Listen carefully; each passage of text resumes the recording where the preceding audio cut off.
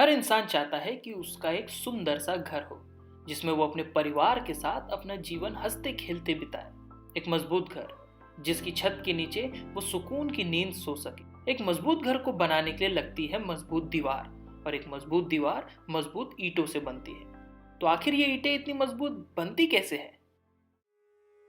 नागपुर से 9 किलोमीटर पूर्व की ओर पारडी शहर के भरतवाड़ा में ईंटों की एक भट्टी है जहां ईंटें हाथ से बनाई जाती है।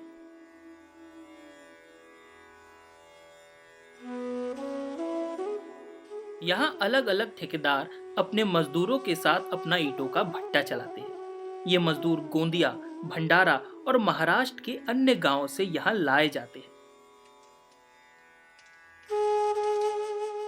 यहाँ कुल मिलाकर 2 से 2,500 मजदूर हैं जो अपने अपने ईटा भट्टा मालिकों के साथ यहाँ काम करते हैं।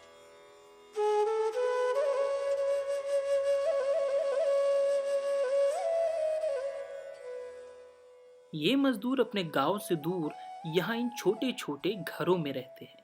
ये घर इन्हें भट्टा मालिकों के द्वारा दिया जाता है। ये ईंट और कबेलू के घर इन मजदूरों को भट्टी से जितना हो सके उतना नजदीक दिया जाता है। ये मजदूर यहाँ सिर्फ 6 महीने के लिए लाए जाते हैं क्योंकि ईंट बनाने का काम दिसंबर से मई महीने के बीच में ही किया जाता है। बारिश में ये काम बंद हो जाता है।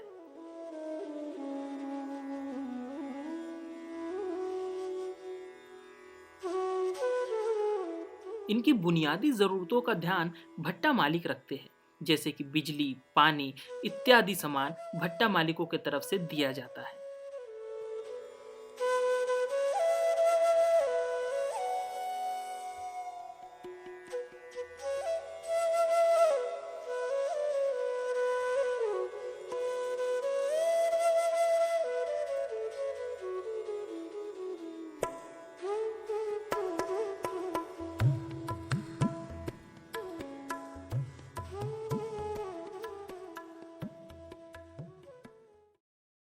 तो भैया हम 4 बजे उठते हैं रात में, सुबह करते हैं। ठीक है, 4 बजे से उठते हैं, फिर अपनी सफाई दोपहर होती है, अपनी ईंटें बनाते हैं।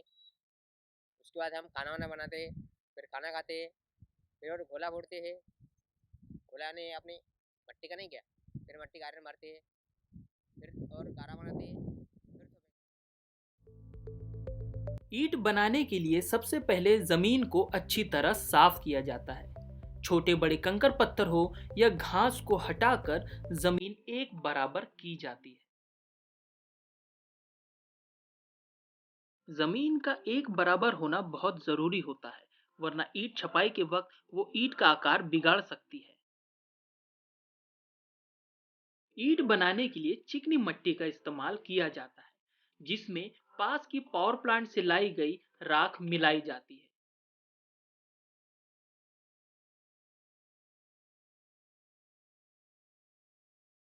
मट्टी और राख को एक हाथ से बनी हुई टंकी में डालते हैं, जिसके बाद उसमें पानी डाल के उसे अच्छी तरह से मिलाया जाता है ताकि वो चिकनी हो जाए और उससे ईंट अच्छी तरह से बन सके। ये लोग मट्टी को पाँव की सहायता से मिलाते हैं ताकि वो मुलायम हो जाए और ईंट बनाने में कोई दिक्कत ना आए। अगर उसमें कोई कंकड़ पत्थर रह जाता है तो वो ईंट की शक्ल बिगाड़ सकता है।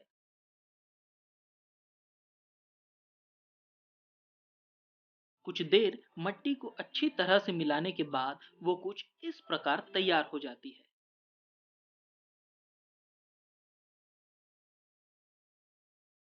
ये मजदूर इस चिकनी मट्टी को हाथ गाड़ी पे लोड करते हैं और फिर इन्हें साफ की गई सतह पर ले जाते हैं, और वहां शुरू होता है ईंट छपाई का काम।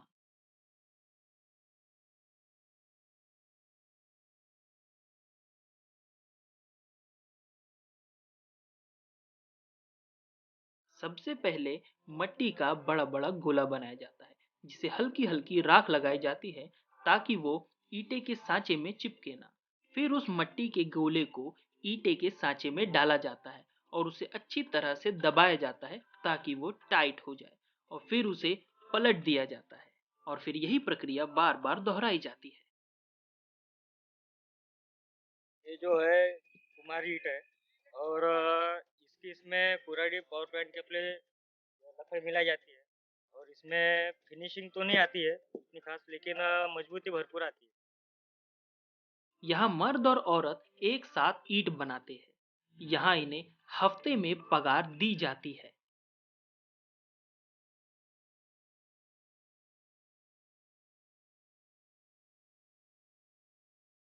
यहाँ औसतन एक दिन में 4,500 से 5,000 ईंट तैयार होती है।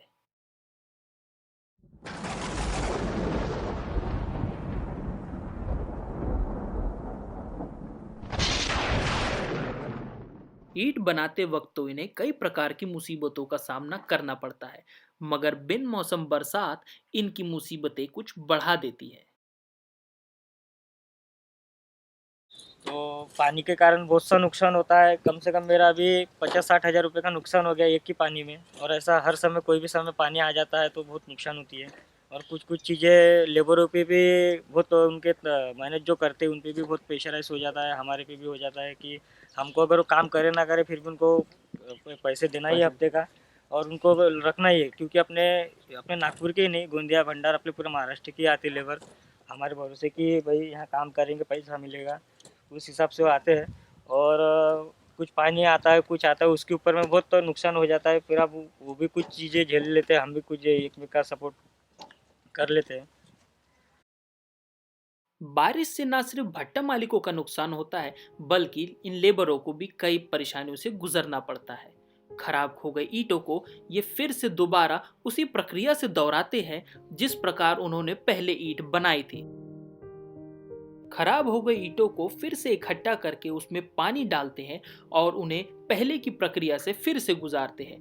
पहले की तरह ही इसको पांव से कुचला जाता है और फिर से पहले की तरह ही चिकना और मुलायम बनाया जाता है। दोबारा इन मिट्टी के बड़े बड़े गोले बनाए जाते हैं जिन्हें ईंटों के सांचे में डालकर अच्छी तरह से टाइट दबाया जाता है और फिर इन्हें पलटकर एक लाइन में लगा दिया जाता है और इसी प्रक्रिया को फिर से दोहराते हुए ये लोग एक दिन में 4,500 से करीबन 5,000 तक ईंटें बनाते हैं।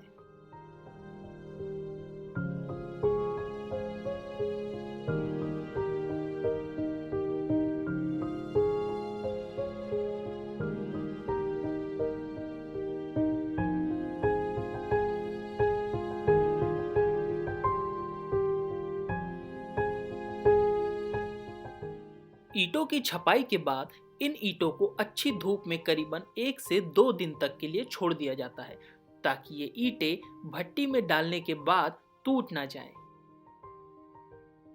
ईंट सूख जाने के बाद एक आदमी इन ईंटों की गिनती कर उन्हें लाइन से लगाता है और उन्हें भट्टी में ले जाने के लिए तैयार करता है। भट्टी में करीबन एक बार में 40 से 45 हजार ईंटों को एक साथ पकाया जाता है।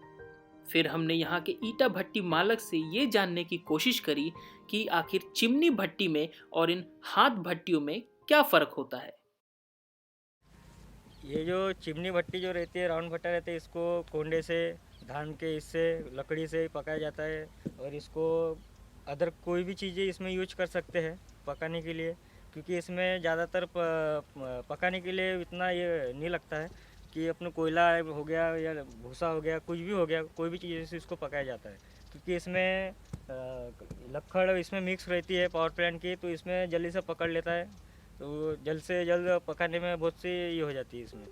भट्टी में ईंटे को करीबन 8 दिन तक पकाया जाता है और लगभग उतना ही दिन इसे ठंडा होने में भी लगता है। इस प्रकार से यहाँ ईंटा तैयार किया जाता है। अगर एक ईंटे को देखें तो लगभग इसके पीछे 8 से 12 दिन की मेहनत लगती है। भट्टी से इन ईंटों को गाड़ियों के माध्यम से एक जगह से दूसरी जगह ले जाया जाता है, लेकिन पहले के ज़माने में इसका साधन कुछ और ही हुआ करता था। और पहले हमारे पास में गधे रहा करते थे, गधे के हिसाब से हम लेके जाते थे, पर लेकिन अभी जनरेशन के हिसाब से नागपुर सिटी में वो हिसाब से अभी गाड़ियों का ये आया है कि गाड़ियाँ यूज करो, कि गधे से प्रॉब्लम हो रही है लोगों को, कि ये हो रही है वो हो रही है, बहुत से कंप्लेंट आती थी।